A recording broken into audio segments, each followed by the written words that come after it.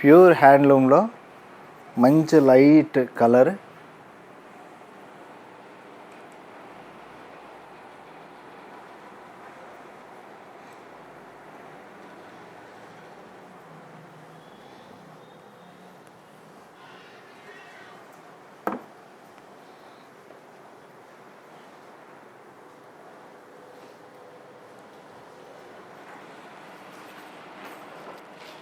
Pure హ్యాండ్లూమ్లో మంచి white కలర్కి అంటే మిల్క్ కలర్కి ఎల్లో బార్డరు. ఈ పెళ్ళి కూతురికి చాలా బాగుంటుందండి ఈ డిజైను.